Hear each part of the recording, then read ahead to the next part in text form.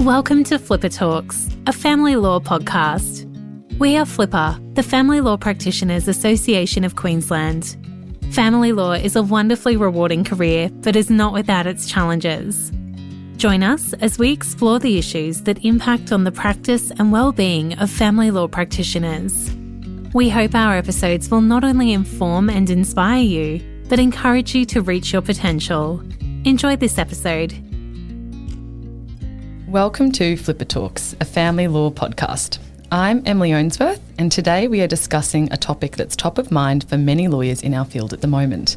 Am I ready for Specialist Accreditation? To help answer this question, we have a special guest today, Sarah Dibley. Sarah has been practicing exclusively in family law for the past 14 years and is a special counsel at Lander & Rogers.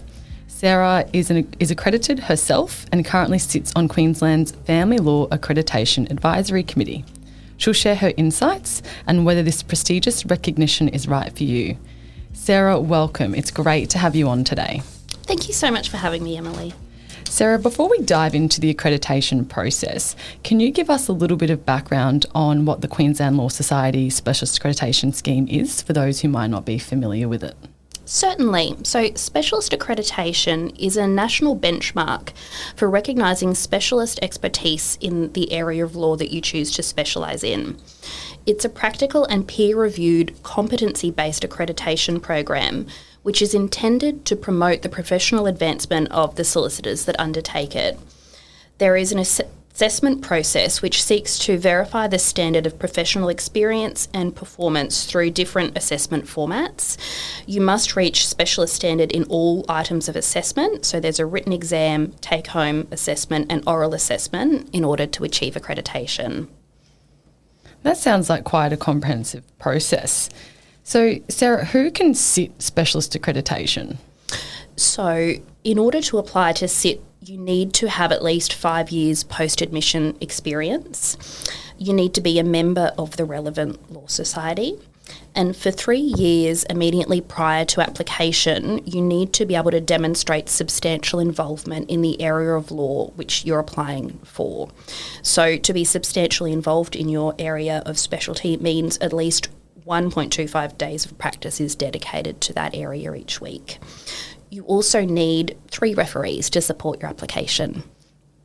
Okay, so that sounds like there's a bit involved with that as well. Yeah. So when can someone sit Specialist Accreditation? So in Queensland, the Queensland Law Society runs the program for family law every second year. So it's running this year in 2025. I know you've touched on there is 3 assessments with Specialist Accreditation. What do they involve? So, there are 3 areas. The first is a written exam. The exam in family law, it's generally in 2 parts. Part A is a long answer question and Part B is several shorter answer style questions. You need to pass both parts of those in order to meet the standard of an accredited specialist. The exam, that's occurring this year on the 26th of July and it goes for 3.5 hours. There's also a simulated client interview that is happening on the 27th of July this year and that process is allocated 1 hour. And there's also a take-home assignment and this involves a mock file and a requirement to complete certain tasks in relation to the file you're provided and it might include something like a letter of advice or drafting court material. So, Sarah, with the take-home, how long do you have to complete it? So, the file will be released on the 6th of June and it's due on the 24th of June. Okay, so you've got a few weeks to read it, look at the tasks that you need to complete and complete them and have them all submitted by that date. Yes, that's right.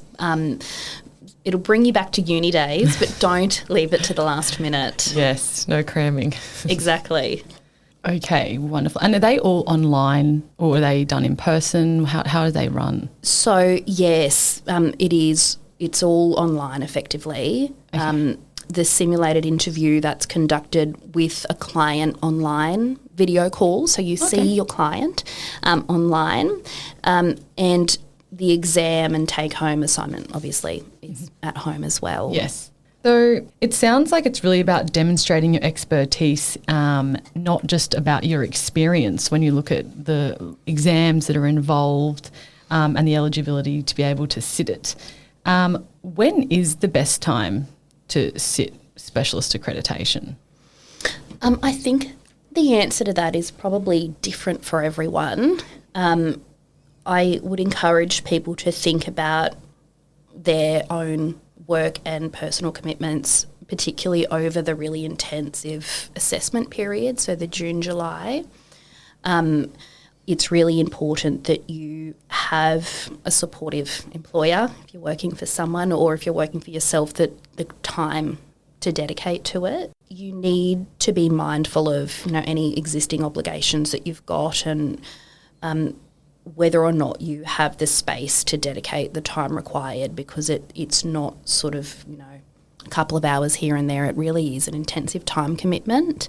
The lead up involves a lot of preparation. It really is about picking a time that suits what else you've got going on in your life, so you don't feel torn across lots of different pressures. In terms of other things you might consider, feedback from senior colleagues. If you're being encouraged by people that see the quality of your work, see your interactions with clients, see the material you're preparing, if they're encouraging you to give it a go, that might be an indicator that it's a good time for you.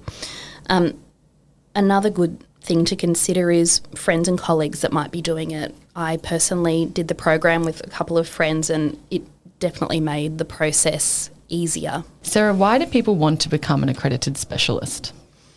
I think there are a few different reasons, and it might vary person to person. As professionals, we're always learning. We have an obligation to continue to learn and stay up to date with best practice, in addition to ensuring we have all our CPD points. So participating in this program is a really comprehensive way to ensure and advance your ongoing development. It's really an opportunity to dedicate 6 or so months to deep learning, to take that next step in your professional career, and it will, in my experience, really refine and hone your skills. You might do it to build your referral network. People might feel confident referring clients to you if you're a specialist. It's a marketing tool ultimately. It can increase your personal profile and reputation, as well as enhancing your firm's brand. You can be added to the QLS Find an Accredited Specialist referral list. And ultimately, I think it's going to benefit your career, whether you're starting your own firm or you're looking for a promotion or some sort of advancement. It's useful to have that behind you. There are 187 accredited family law specialists in Queensland, I'm told, out of 487 family lawyers. So it's a way to set yourself apart. Definitely. It sounds like it's a good way to show others that, you have taken that next step in your career, and you're wanting to constantly grow and evolve. So I feel like if someone is thinking about taking the next step in the career, Specialist Accreditation is really something to consider for them. Definitely. If you've been practicing in the area for a while, that 5-year mark, and you're looking for a way to continue your own learning and journey, I think it's a great opportunity to do that. Wonderful. And I know you said, the best time to do spec accreditation is when, you're getting some feedback from mentors and it's the right time for you in your life. But how do people know personally, okay, I'm ready for specialist accreditation? Was there a point in your career when you thought, this is the turning point, I'm ready to take it on? I don't know that I ever felt that I was absolutely ready and I needed to do it, but it was a shift beyond sort of thinking, oh, that's something that I should do, to being interested in giving it a go. I think feedback from employers played a really critical role in that, just giving you the confidence to give it a go. So if senior colleagues are suggesting to you that you're ready, I think that's a really good sign, particularly if they're familiar with your work. Yeah. In terms of that, I think checking letters is one thing, and that's something that's probably commonly done, and settling material.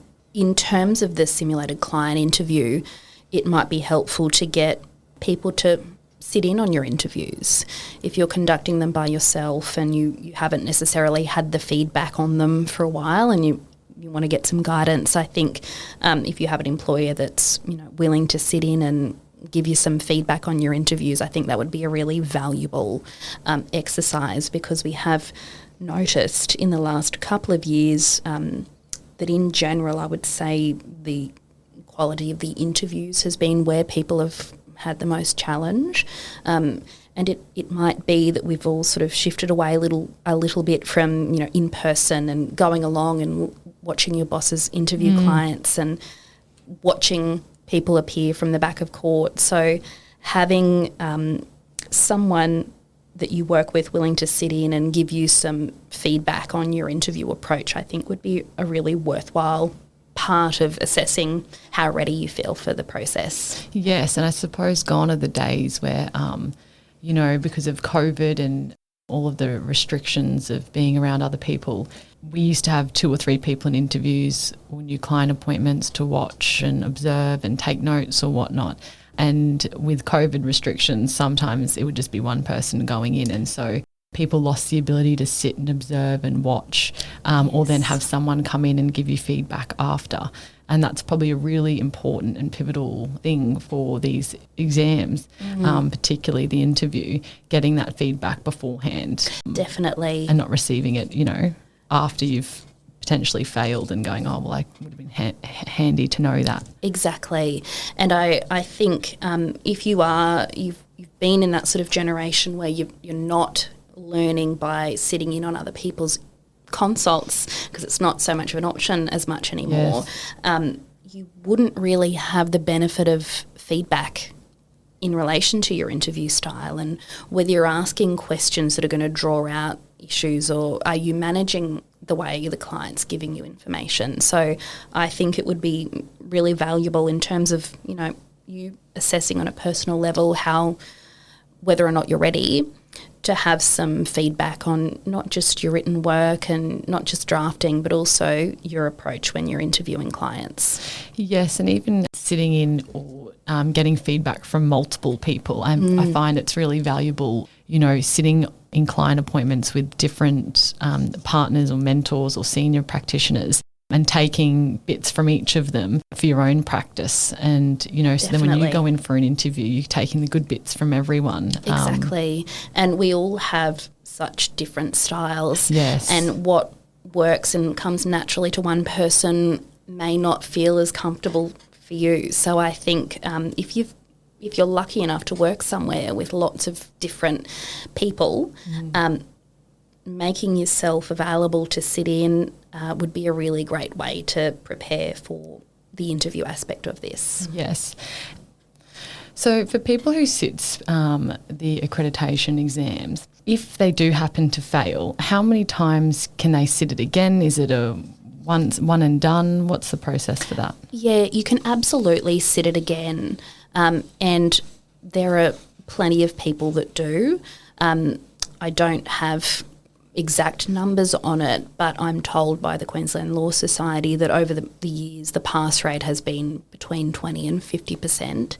So plenty of people do not pass the first time around, but I don't want that to be, discouraging for people giving it a go. If you do not pass the first time around, I think the second time around you're going to be in a really great position to do a fantastic job of it. Having the experience of the first time, you'll already have been over your notes, you'll know what to expect in terms of the interview format, etc. So I think if you don't quite make it the first time around, don't be put off by giving it another go. Yeah. And is it you have to pass all 3 assessments, don't you? Yeah, that's right. You have to pass all 3 assessments in both parts of the exam in order to get it. Yeah. And if you fail one part, let's say it's the take-home exam, you can't just resit that the next time you do it, correct? Yeah, you have to right. redo it all. You do. Yeah. You do. I understand that if you do fail an aspect of it, you receive feedback, so you will have the benefit of that in your preparations the next time around. Okay. And when you finish the exams, what is typically the turnaround time for getting results back? I think in the last couple of years it's been results released November-ish. Before the accreditation breakfast is the aim. Yeah. So whenever that is, perhaps it's early December. So I think the assessment should be concluded by the end of July. Yeah. Or so. So then, by the time of that accreditation breakfast, the aim is to have results out. And is there any other sort of common mistakes that you see people do leading up into the specialist accreditation or during the exams, or you could speak to? I think one of the biggest challenges is the fact that generally we're all really, really busy. So I would really encourage there to be an intentional process in terms of managing your commitments around this. Yes, the assessment is on the weekend, aside from the take home, but I would encourage people to be really organised about allocating time to this. That's non-negotiable. It can be really easy to sort of get swept away with our work and everyone wants answers and replies now. Yes. But I would really encourage people to have some sort of pre-planning in terms of, looking ahead at your diary for June and July in particular to see what you have on because it's an intense period of time. So if you've got an intense workload and lots going on at home and you try to do this at the same time, it can be really a difficult thing to manage. Yes. And I mean, based on your experience, how many hours per week or per day would you allocate to preparing? I started preparing not long after the information list was shared. So I tried to do it in sort of shorter periods of time over a longer period of time. But it sort of depends on how you learn personally and what your day is like and what availability you have. I would say for me it definitely suited my preparation style to ensure that I had some time off before the exam and the interview, just to sort of be free from distractions and really sort of focus. The Law Society makes practice exams available, so I think in advance it would be a good idea to start working through those with enough time to sort of identify if there are any areas you need to focus on before the exam. But I don't know that there's a specific duration in terms of how long you should spend on it. Just start early because... How early do you think? We're busy. Yeah. I think it would be useful to really go through the reading material as soon as you get it to sort of work out how long you feel you'll need to allocate to different things. And we all learn differently. Some people need to read, some people need to type. So just familiarise yourself with what your like style of learning. Exactly. So you can work out how much time. And if you're the sort of person that sort of needs no distractions, get in and apply for some leave before the key dates in the assessment so you have that space. Yes. No, that's great advice. What advice would you give to a family lawyer who is considering going for the accreditation but might be feeling a little unsure about whether it is the right move? In addition to the things that we've spoken about, I think having the right frame of mind and perspective in relation to the program is a really important thing. It can be daunting, and we don't, as lawyers, like to fail. Yes. But we know when we look at the rates that it's not, it's not uncommon. Yeah. Exactly. So for me, I tried to have a perspective on it that was not just about the result. I tried to focus on the fact that if I went through it and did not pass, I have still learnt a lot. You're going to get value out of it, irrespective of what the outcome is. So I think if you approach it from that perspective, it might help it's still going to be stressful and you're still going to worry about the outcome. But if you go into it with an attitude of, you're trying to refine your knowledge, you're trying to improve how you can service your clients, you will get that result from the program. So, you're not really losing out. Even if you do it and don't pass, you're still improving as a lawyer. You're getting some more knowledge. Exactly. You've not lost anything by trying if you learn something while you're doing it. Yes. So it's a great way to force yourself to be on top of those new cases and across the legislative changes. Yes. It's really good for that, and it will encourage you to stay completely up to date. So if nothing else, you'll be a better family lawyer for doing it. Yes. Okay, great. Well, that's fantastic insight, Sarah. Thank you so much for being here and sharing your knowledge with us today. I'm sure our listeners, especially those thinking about specialist accreditation, will find this really valuable. My pleasure, and good luck to everyone that's thinking of applying. Thank you. Thank you for tuning in to Flipper Talks, a family law podcast. We will catch you next time. Thank you for listening to Flipper Talks, a family law podcast. We hope you enjoyed the podcast today. We confirm that the information we discussed today was just that, information for educational and entertainment purposes only. It is not specific advice. If something discussed has you considering whether you should take steps, it is important to make sure you get professional advice about your unique situation before you proceed, whether that be legal, financial, accounting, medical, or other advice. Please reach out to Flipper if there's another topic you'd like explored, and if you know someone who might benefit from the show, remember to tell them about it. Thank you for listening.